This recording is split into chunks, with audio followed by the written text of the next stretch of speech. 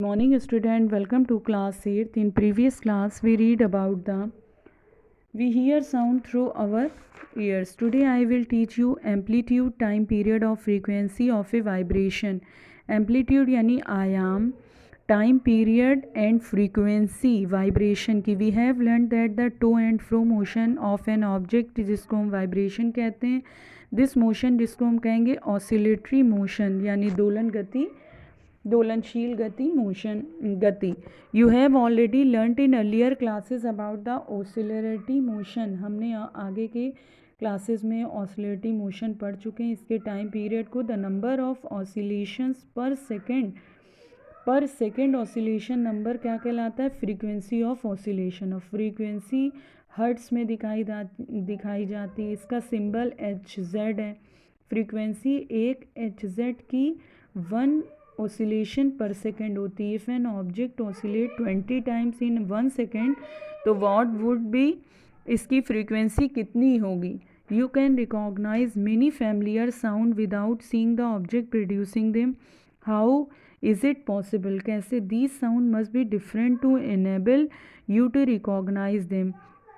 ये कुछ साउंड जो कि अलग अलग होते हैं, सक्षम होते हैं उनको पहचानने में. हैव यू एवर थॉट, क्या तुम सोच सकते हो व्हाट फैक्टर उनको अलग क्या बनाता है? एम्पलीट्यूड यानी आयाम और frequency are two important properties. किसी भी साउंड की दो प्रॉपर्टी होती. Can we differentiate sound on the basis of their amplitude and frequencies. क्या एम्पलीट्यूड और फ्रीक्वेंसीज के उस पर आप किसी को भी अलग कर सकते हैं साउंड को? Loudness and pitch. उसकी लाउडनेस क्या है, पिच क्या है? एक्टिविटी 13.11 देखेंगे. टेक ए मेटेलिक टम्बलर, एक टेबल स्पून स्ट्राइक, उसको जो है एक टेबल स्पून से उसके टम्बलर के कगार को बांधेंगे.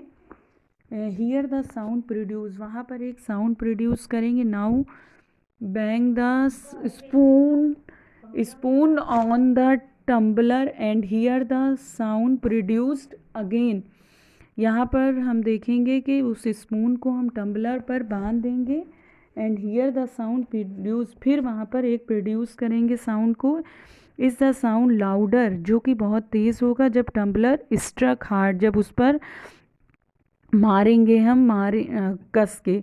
Now suspended a small thermocol ball touching the rim of the tumbler, और एक सस्पेंडेड स्मॉल थर्माकोल बॉल जब टच करते हैं टम्बलर के रिम पर तो vibrate the tumbler by striking it, तो वो भी वाइब्रेट करेगा. See how far the ball is displace, उसको दूर करेंगे. The displacement of the ball is the, measure करेगा उसके एम्पलीट्यूड को वाइब्रेशन के टम्बलर के. Now strike the tumbler gently and then a little harder. Compare the amplitude of vibration of the tumbler in two cases.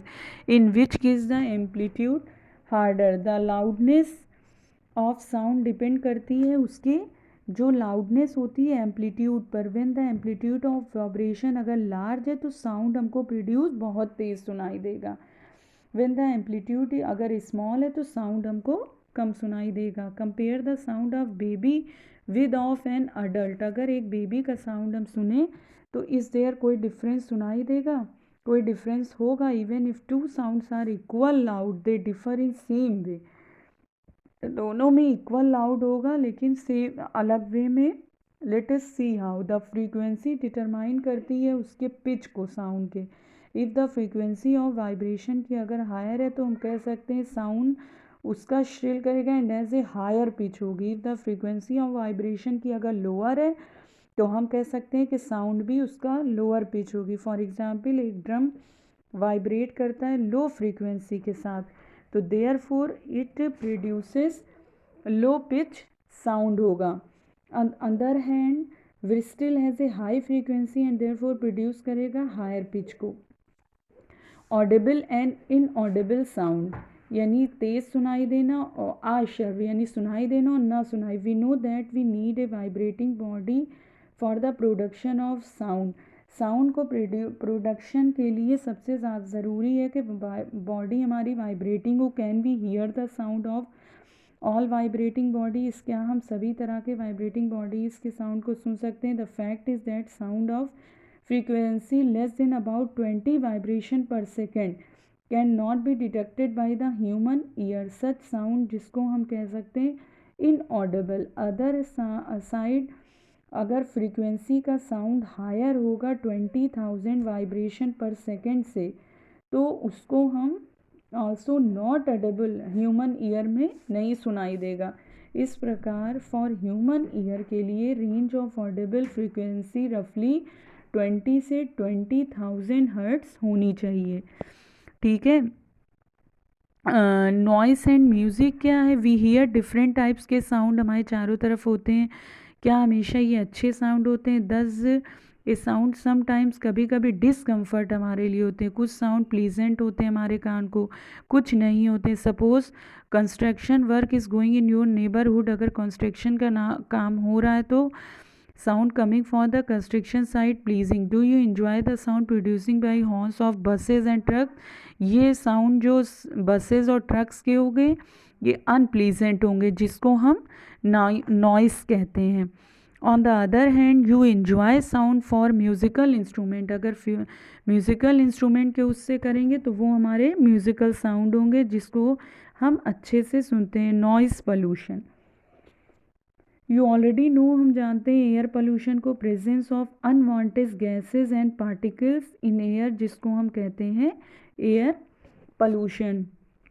What are harms of noise pollution के क्या harms होते हैं, हानि होती है? Do you know presence of excessive noise in the surrounding में cause many health related problem. अगर बहुत ज़्यादा नॉइस पोल्यूशन होगा तो हमारी बॉडी प्रॉब्लम हो जाएगी। Lack of sleep, hypertension and anxiety and many more health disorder जो कि नॉइस पोल्यूशन के होते हैं। पर्सन जो कि एक्सपोज करता है loud sound continuously get temporary even permanent impairment of, मतलब वो बिल्कुल उसको सुनाई नहीं देता है।